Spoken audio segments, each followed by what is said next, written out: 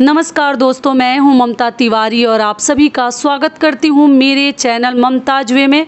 तो चलिए दोस्तों, आज हम श्री दुर्गा सप्तशती पाठ का तीसरा और चौथा अध्याय पढ़ेंगे, क्योंकि हमें 9 दिनों में ही 13 अध्याय पूरा करना होता है। तो इसलिए आप हमारे साथ बने रहिए और पाठ को जरूर सुनिए और संपूर्ण लाभ प्राप्त कीजिए। तो चलिए शुरू करते हैं। एक बार प्रेम से बोलिए दुर्गा माता की जय।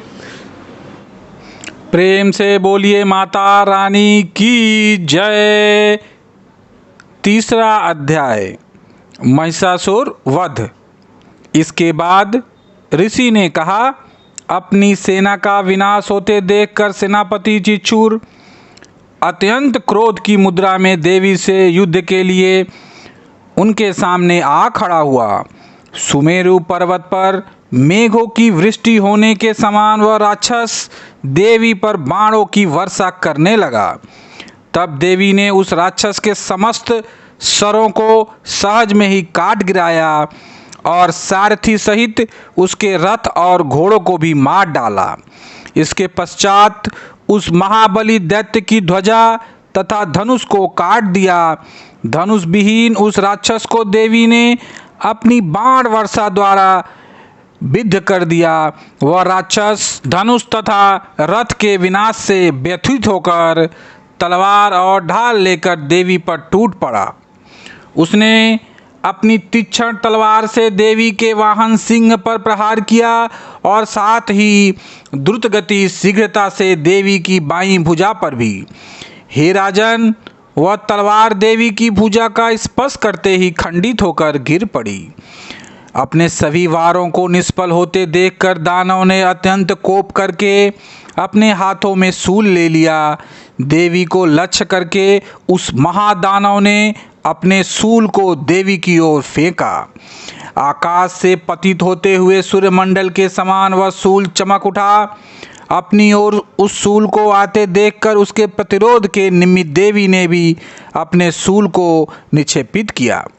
देवी के शूल से टकराकर उस दानव का शूल 100 खंडों में टूटकर बिखर गया।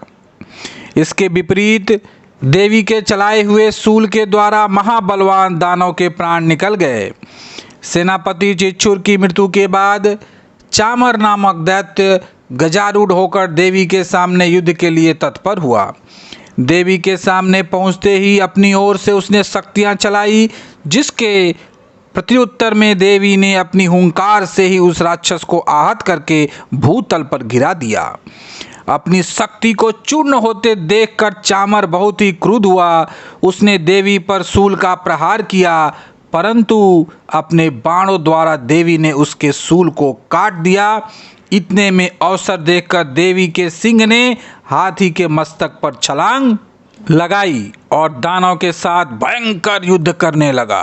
वे दोनों लड़ते लड़ते हाथी से नीचे उतर आए और अत्यंत वेग से परस्पर देवी का सिंह आकाश की ओर प्रबल वेग से उछल पड़ा और भूतल पर पतित होते समय अपने पैने पंजों की मार से चामर दैत्य का सिर काटकर धड़ से अलग कर दिया। इसके अनंतर उद्दग्र नामक दानव प्रस्तर खंडों एवं वृक्षों की चोट से घायल होकर देवी के हाथों मारा गया एवं कराल नामक दानव भी मुक्कों, थप्पड़ों एवं दंत छत से घायल होकर अपने प्राण गंवा बैठा। अपनी गदा के प्रहार से देवी ने उद्दत नामक राक्षस को यमालय यमपुरी पहुंचा दिया। भिंदीपाल नामक हथियार के द्वारा बास्कल एवं बाणों से ताम्र और अंधक राक्षसों को धराशायी कर दिया। अपने त्रिशूल द्वारा परमेश्वरी ने उगाश्रय, उग्रवीर एवं महाहनु नामक दैत्य का वध कर डाला। अपनी तलवार के सहारे देवी ने बिडाल दानव के मस्तक को उच्छेद कर दिया। अपने प्रखर बाणों द्वारा देवी ने दुर्धर एवं दुर्मुख नामक दानवों का सफाया कर दिया। अपनी सेना का क्षय होते देखकर महिषासुर भैंसे के रूप में देवगणों को त्रस्त करने लगा। कपटवेशी दानव महिषासुर ने कितनों को ही थूथुन की मार से, कितनों को खुराघात से, कितनों को पूंछ की फटकार से और कुछ गणों को अपने नुकीले सिंहों से विदीर्ण कर दिया। कितने ही गणों को प्रबल वेग से किसी किसी की किसी किसी को गंभीर गर्जना के द्वारा, किसी किसी को घुमाकर तथा कितनों को ही अपने प्रक्षेपित वायु के प्रबल झोंकों से भूमि पर सुला दिया।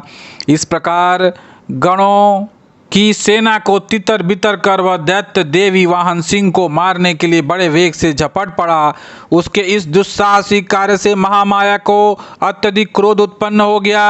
उधर महाबलवान महिषासुर क्रोधातुर होकर अपने खूरों से धरती को कुरेदने लगा और बड़े बड़े शिलाखंडों को सिंहों से उठाकर फेंकता हुआ गुरु दर्जन करने लगा। उसके द्रुत गति से दौड़ने के कारण पृथ्वी विक्षुब्ध हो उठी, मानो अब फट जाएगी। उसकी पूंछ की फटकार से सागर पृथ्वी को जलमग्न करने लगा।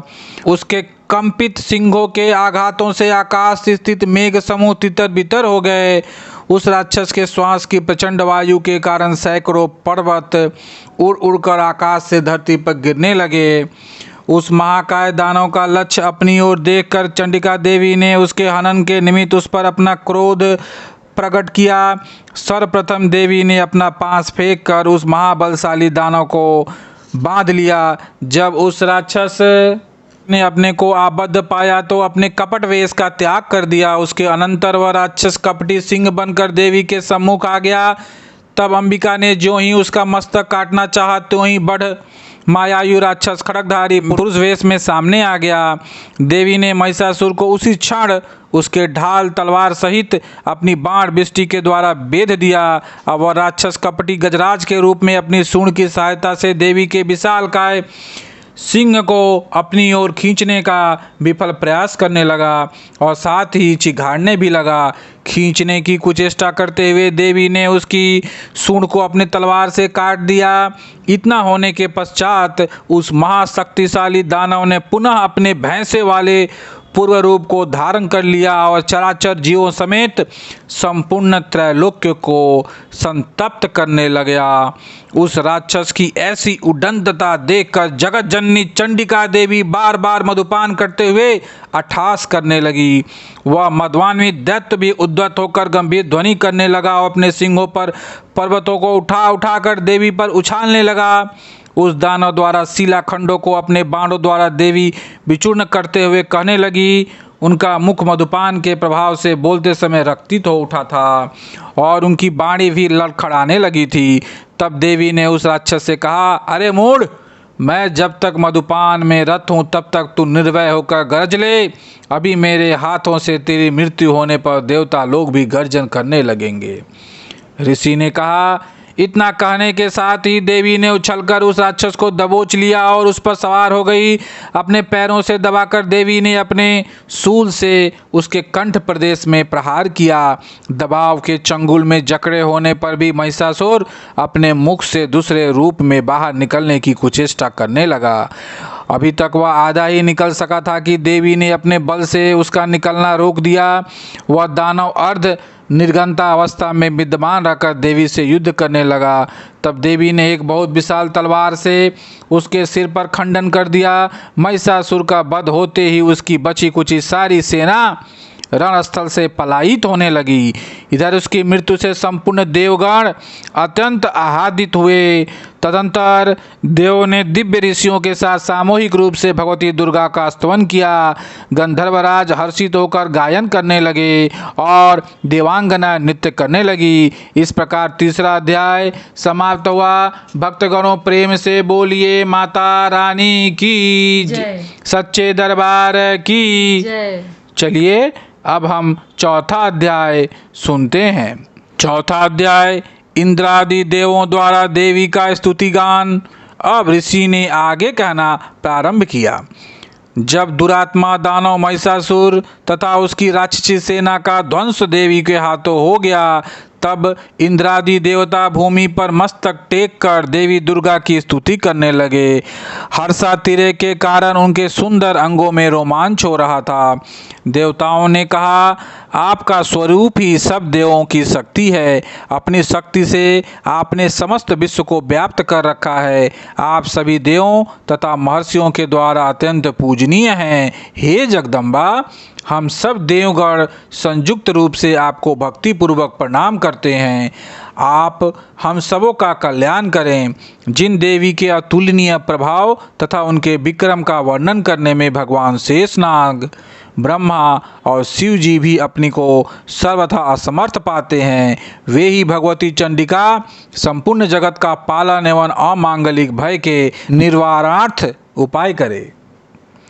जो धर्म तत्पर पुरुषों के गृह में लक्ष्मी रूप में, दुरात्माओं के यहाँ अलक्ष्मी रूप में, विशुद्ध अंतःकरण वालों के हृदय में स्थित बुद्धि रूप से, सज्जनों में श्रद्धा रूप से, कुलियों में लज्जा रूपड़ी बनकर निवास करती है, उन महामाया भगवती दुर्गा को हम सब नमस्कार करते हैं।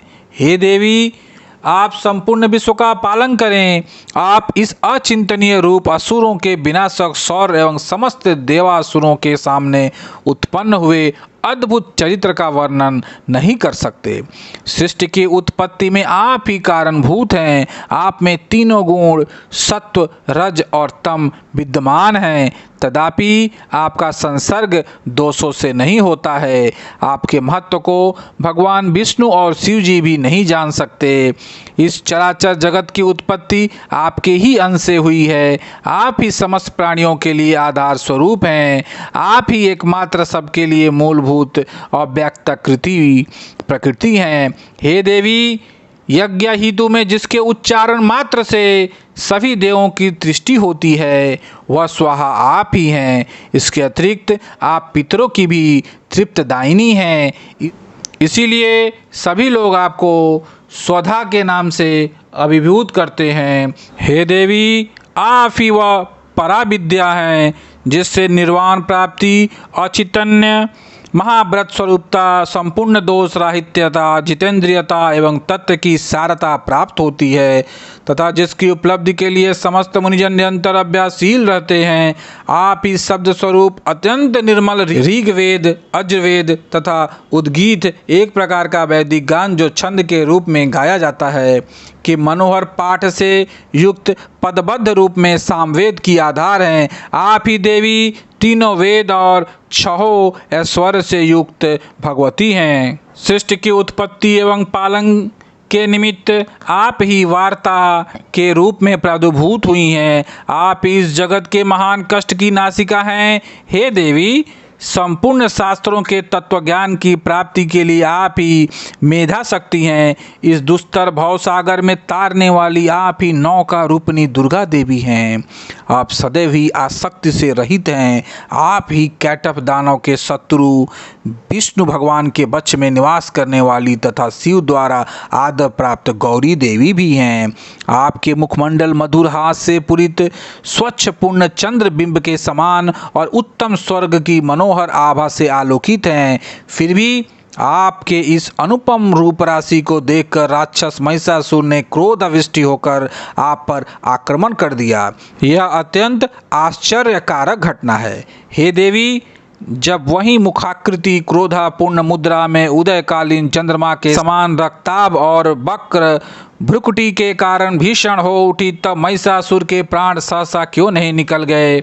यह बहुत ही आश्चर्यजनक बात है, क्योंकि क्रुद्ध यमराज के सम्मुख ऐसा कौन जीवधारी है जो प्राण धारण में सक्षम हो सके। हे परमात्मा स्वरूपा देवी, आप प्रसन्न हो। आपकी प्रसन्नता पर ही सृष्टि का कल्याण संभव होता है एवं कुपित होने पर कितनों का ही विनाश हो जाता है। यह बात अनुभव द्वारा प्रत्यक्ष लक्षित है। महिषासुर की विशाल वाहिनी आपके क्रोधानल में पड़कर क्षण भर में ही भस्मीभूत हो उठी। आप सदैव ही अभ्युदयकारिणी हैं। जिन लोगों पर आपकी कृपा दृष्टि रहती है, वे ही देश तथा समाज में सम्मानित, धन धान्य से पूरी तथा ख्याति प्राप्ति के भाजन होते हैं। उन लोगों का धर्म कभी शिथिल नहीं होता तथा वे ही अपनी भार्या, पुत्र एवं अनुचरादि के साथ रहकर जगत में धन्य होते हैं। हे देवी, आपकी कृपा कटाक्ष के द्वारा धर्मप्राण लोग श्रद्धान्वित होकर सदैव धर्म कार्य में तल्लीन रहते हैं, जिसके फलस्वरूप उन्हें स्वर्गलोक की प्राप्ति होती है। इसलिए निश्चय ही आप त्रिलोक को अभिलषित फल देती हैं। हे माँ दुर्गे, आपके स्मरण मात्र से ही उन सब जीवों के भय का निवारण होता है। स्वस्थ व्यक्तियों द्वारा आपका ध्यान किए जाने पर आप उन्हें सुप्रद बुद्धि देती हैं। दुख दरिद्र तथा भय हारिणी देवी, आपका चित्त सदैव परोपकार में द्रवित रहता है। आपके समान इस जगत में ऐसा दूसरा कौन है? हे देवी, जो दानव नरकगामी बनने के लिए अनंत काल तक दुराचरण करते रहे, उन्हें वध के बहाने स्वर्ग प्राप्ति कराने तथा संसार को सुखी बनाने के हेतु ही आपने उनका संहार किया है। आप अपने शत्रुओं पर शस्त्र क्यों उठाती हैं? आप में अपने दृष्टिपात से ही समस्त दानवों को भस्मसात करने की शक्ति है, फिर भी आप ऐसा न करके युद्ध स्थल में ही उनका वध करती हैं। इस बात में कोई भेद अवश्य छिपा हुआ है। वह भेद अनुमानतः यही होगा कि वे सब दानव मेरे शस्त्र स्पर्श द्वारा पवित्र होकर स्वर्ग लाभ करें। इस प्रकार उन पापात्माओं के प्रति भी आपके उत्तम विचार रहते हैं। उन राक्षसों की आंखें खड़क की भयंकर चमचमाहट और त्रिशूल की घनीभूत दीप्ति से चकाचौंध हो जाने पर भी प्रकाश रहित नहीं हुई, क्योंकि वे सब आपके आनंदप्रद मुखचंद्र को निहार रहे थे। हे देवी, आपका शील दुरात्माओं के अनितिकरण व्यवहार का निवारक है। आपका स्वरूप अचितन्य और तुलनीय है। आपकी सूरता देवजयी दानवों का संहारक है। इस प्रकार आपने सदा ही अपने शत्रुओं पर कृपा दृष्टि रखी है। हे वरदात्री देवी, आपके शौर्य की समानता कहीं भी नहीं हो सकती। शत्रुओं को त्रस्त करने वाला ऐसा मनोरम रूप अत्यंत कहाँ दिखाई पड़ सकता है। हृदय में कोमलता एवं युद्ध स्थल में निष्ठुरता, ये दोनों बातें एक साथ होने का भाव आपके अतिरिक्त त्रैलोक्य में कभी नहीं दिखाई पड़ता।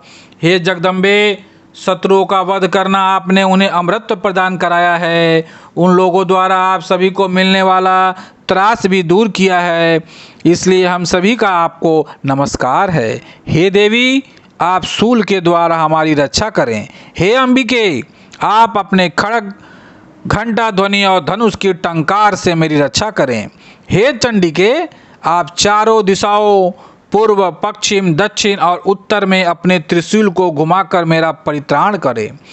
त्रैलोक्य में आपके जो परम मनोहर एवं भीषण रूप दृष्टिगत हो रहे हैं, उनके द्वारा आप हमारी तथा भूतल की रक्षा करें। हे अंबिके, आपके कर कमलों में शोभित होने वाले खड़ग, शूल, गदादि जो भी आयुध हों, उन सभी के द्वारा आप हम सभी का रक्षण करें। तब इसके बाद ऋषि ने कहा, इस तरह जगन माता की समस्त देवगणों ने संवेद स्वर में स्तुति की तथा नंदन वनन इंद्रपुरी का बगीचा के दिव्य पुष्पों तथा गंध चंदादि के साथ उनकी पूजा की। तत्पश्चात देवों ने दिव्य धूपों के सुवास से उन्हें सुवासित किया। देवी ने हाथ जोड़कर नमस्कार करते हुए उन देवों से कहा, देवी ने कहा, हे देवगण, तुम लोग मुझसे अपना इच्छित पदार्थ मांग लो। देवी की ऐसी बात सुनकर देवों ने कहा, हम लोगों की संपूर्ण आकांक्षाएं देवी के कृपा से पूर्ण हो चुकी हैं। हम कुछ भी पाने की चाह नहीं रह गई है। हे महेश्वरी, आपने अपने प्रबल शत्रु महिषासुर का वध किया है, फिर भी आप यदि अनुग्रहवश हम लोगों को कुछ देना ही चाहती हैं तो हमारी लालसा है कि हम जब भी आपका स्मरण करें तभी आप दर्शन देकर हम सभी का कष्ट दूर करें। हे प्रसन्न वदना अंबिके, जो भी कोई इन स्रोतों के द्वारा आपका गुणगान करे, उसे आप धन धान्य एवं स्त्री पुत्रादि से युक्त करें तथा हम लोगों पर सदा ही प्रसन्नता की दृष्टि रखें। इसके अनंतर ऋषि ने कहा, हे राजन, देवताओं ने अपने तथा विश्व के कल्याण के निमित्त जब भद्रकाली देवी को स्तवन के द्वारा प्रसन्न किया, तब देवी तथास्तु कहकर वहीं अंतर्निहित हो गई। हे राजन, प्राचीन काल से त्रैलोक्य हितैषिणी देवी देवों के शरीरांश से जिस तरह प्रादुर्भूत हुई थी, वह सब वृतांत मैंने तुम्हें बतला दिया। तदंतर देवों की हितकारिणी देवी ने जिस तरह गौरी देवी के अंगों से प्रकट होकर दुरात्मा शुंभ एवं निशुंभ देव दैत्यों का संहार किया, उसका वर्णन अब मैं तुमसे करता हूँ। इस प्रकार चौथा अध्याय समाप्त हुआ। एक बार प्रेम से बोलिए माता रानी की जय। फिर आगे कल सुनेंगे दोस्तों 5वां अध्याय। तो 2 अध्याय आप लोग इसमें जरूर सुन लीजिएगा पाठ का। प्रेम से बोलिए सच्चे दरबार की जय। माता रानी की जय। जगदम्बे माते की जय।